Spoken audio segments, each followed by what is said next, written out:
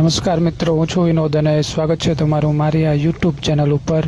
તો મિત્રો, આપ અહીંયા જે જોઈ રહ્યા છો એ સિહોર છે અને સિહોરના આપણે આ ગૌતમેશ્વર મહાદેવના મંદિરે પહોંચી ગયા છીએ અને સિહોર શહેરની ડુંગરમાળામાં ગૌતમની જે નદી છે એના વહેણથી એકદમ નજીક અને ડુંગરોની કોતરો પર આવેલું આ મંદિર જોવા મળે છે। આપણે મિત્રો આ બેક સાઈડથી આવેલા છીએ એટલે આપણને તમને આ નદી નહીં બતાવી શકું, પરંતુ મારા આગળના વિડીયોની અંદર મેં તમને બતાવવાનો પ્રયત્ન કરેલો છે। તો મિત્રો, આ સ્થળ વિશે તમને માહિતી આપી દઉં કે ગૌતમ ઋષિએ આ સ્થળે રાતવાસો કર્યો હતો અને સવારે તેમણે જોયું કે આ જગ્યાએ ગાયના આંચળમાંથી દૂધનો અભિષેક થઈ રહ્યો છે। તો આ જગ્યાએ માટી હટાવતા તેમને આ શિવલિંગ મળી આવ્યું હોવાનું એ મંદિર પરિસરમાં લખેલી એક કોતરાવેલી તકતી પર આપણને જોવા મળે છે। અને મિત્રો, આ સાથે બીજી પણ એક માહિતી છે મિત્રો, આ રીતનું મંદિર ત્યાં તમને જોવા મળશે। અને નાના સાહેબ પેશવાએ ગુજરાતમાં આવ્યા હતા। તેઓ ગુજરાતમાં ભ્રમણ કરતાં સૌરાષ્ટ્રના ગોહિલવાડ પંથકમાં આવ્યા ત્યારે આ પ્રદેશની ગિરિમાળાઓથી સમૃદ્ધ હતો, તેથી નાના સાહેબે આ વિસ્તાર છુપાવવા માટે યોગ્ય લાગ્યો અને થોડા સમય માટે નાના સાહેબે છુપાવેશે આ મંદિરની આજુબાજુમાં આવેલા ડુંગરો પરના જંગલોમાં અને કોતરોમાં છુપાઈને રહ્યા હતા તેવું પણ માનવામાં આવે છે। તો મિત્રો, આપ અહીંયા આવશો તો તમને અહીંયા આ રીતનું મંદિર જોવા મળશે અને ત્યાં એક ગૌશાળા પણ આવેલી છે મિત્રો। તો એ રીતના આ સ્થળ જે છે એ ગૌતમ ઋષિ અને નાના સાહેબ પેશવા એ બંને સાથે જોડાયેલું પણ આપણને જોવા મળે છે। તો આ રીતનું કંઈક આખું આ સ્થળ છે અને જો ત્યાં ગાયો પણ જોવા મળે છે એટલે ત્યાં ગૌશાળા પણ છે મિત્રો। તમે નદી બાજુથી આવશો તો તમને આ વિસ્તાર નહીં જોવા મળે, કારણ કે આપણે જે ભાવનગર હાઈવે તળાજા બાજુ જાય છે બાજુથી આપણે આવેલા છીએ, તો ત્યાંથી આ રીતનું જોવા મળે છે મિત્રો। તો આપ ચોક્કસથી આ ગૌતમેશ્વર મહાદેવે પણ આવી શકો છો। તો જો મિત્રો, આપણે સિહોરના બીજા એક સ્થળે પહોંચી ગયા છીએ અને આ સિહોરનો છે બ્રહ્મકુંડ મિત્રો। જો અહીંયા તમે બોર્ડ જોઈ શકતા હશો અને આ ખૂબ જ જૂનો છે મિત્રો, એટલે પુરાતત્વ શાસ્ત્રીઓએ પણ અહીંયા આને બોર્ડ લગાવેલું આપણને જોવા મળે છે। તો આ રીતનો કંઈક તમને આ બ્રહ્મકુંડ એ અંદરથી જોવા મળશે। અને મિત્રો, સિહોર એક ઐતિહાસિક નગરી છે અને સિહોરમાં કેટલાય ઐતિહાસિક અને ધાર્મિક સ્થળો આવેલા છે। આ સ્થળો પૈકીનું એક સ્થળ એટલે આ બ્રહ્મકુંડ। તો મિત્રો, દર અમાસે વિવિધ સંસ્થાઓ દ્વારા દીવા પ્રગટાવીને આ બ્રહ્મકુંડના સૌંદર્યમાં અભિવૃદ્ધિ કરવામાં આવે છે। તો જો મિત્રો, આ રીતના આખો બ્રહ્મકુંડ તમને જોવા મળશે મિત્રો। તમે કદાચ જો ત્યાં ગયા હોય તો ત્યાં આ રીતનું તમને જોવા મળશે મિત્રો, અને ખૂબ જ સરસ મજાનું એવું લોકેશન છે મિત્રો। તો આ રીતના ત્યાં ફરતે ઘણા બધા મંદિરો પણ તમને જોવા મળશે। અને મિત્રો, સિહોરના આ બ્રહ્મકુંડનું નિર્માણ એ પાટણના રાજવી એવા સિદ્ધરાજ જયસિંહ દ્વારા કરાવેલું આપણને જોવા મળે છે।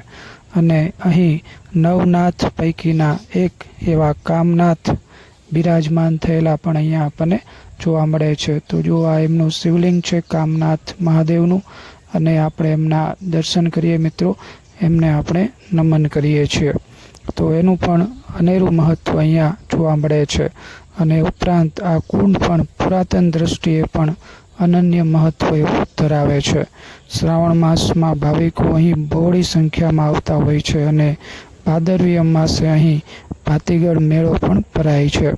હાલ આ કુંડ આજુબાજુનો વિસ્તાર થોડો જર્જરિત થઈ ગયેલો પણ જોવા મળે છે, કારણ કે મિત્રો, પુરાતત્વ શાસ્ત્રીઓએ અહીંયા કોઈ પણ નવું સમારકામ એ કરવાની ના પાડેલી હોવાથી અહીંયા એનું સમારકામ પણ થઈ શકતું નથી।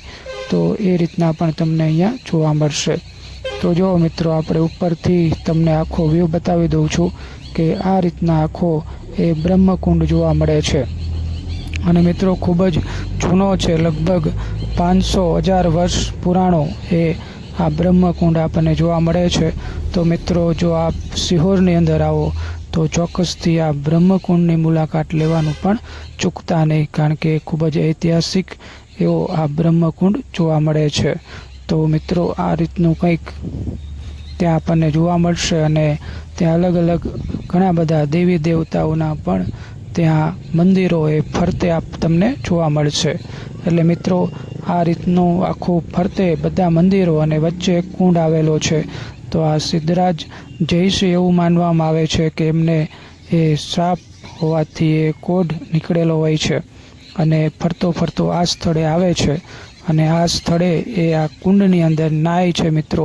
એટલે કે ત્યાં પહેલાં તો કદાચ તળાવ જેવું હશે, એટલે ત્યાં નાય છે અને ત્યાં તેને આ કોઢ મટી જતા જોવા મળે છે. એટલે તેને આ કુંડની અંદર શ્રદ્ધા જાગે છે મિત્રો અને તે આ સિદ્ધરાજ જયસિંહ જે છે એ આ કુંડનું નિર્માણ કરાવતા આપણને જોવા મળે છે. એ સિવાય મિત્રો એ પુરાણ કાળથી પણ એ આ કુંડનું મહત્ત્વ આપણને જોવા મળે છે. એટલા જ માટે એને બ્રહ્મા કુંડ પણ નામ આપવામાં આવેલું છે. તો મિત્રો આ રીતનું આખું કુંડ એ તમને જોવા મળશે આખા આ સિહોરની અંદર. જો આપ આવો તો આ સ્થળની આપ મુલાકાત લઈ શકો છો, કારણ કે ખૂબ જ સરસ મજાનું સ્થળ છે અને કાશી વિશ્વનાથ એના જેટલું મહત્ત્વ પણ ધરાવે છે.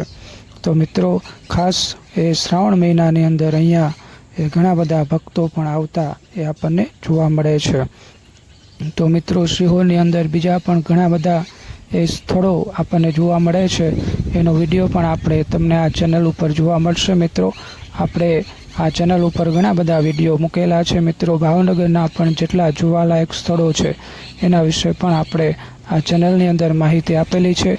તો મિત્રો તમને ડિસ્ક્રિપ્શન અંદર એવું લાગે તો આ ચેનલની લિંક અને બીજા જે વિડીયો છે આપણા એની પણ લિંક હું તમને આપી દઈશ. તો મિત્રો ચોક્કસથી આપ એ સ્થળ વિશે પણ માહિતી લઈ શકો છો અને જોઈ શકો છો, જેથી કરીને આપ જો ક્યારેક ભાવનગર આવવાનું થાય અથવા તો ભાવનગર આજુબાજુમાં રહેતા હોય તો મિત્રો આવા સ્થળોએ આપ જઈ શકો છો અને તેની માહિતી મેળવી શકો છો.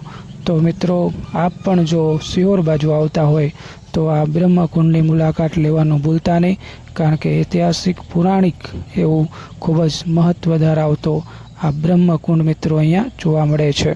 તો મિત્રો જો વિડીયો આપને ગમે તો એક લાઈક આપી દેજો. ચેનલ ઉપર નવા હોય તો ચેનલને સબસ્ક્રાઈબ કરી દેજો મિત્રો. આભાર.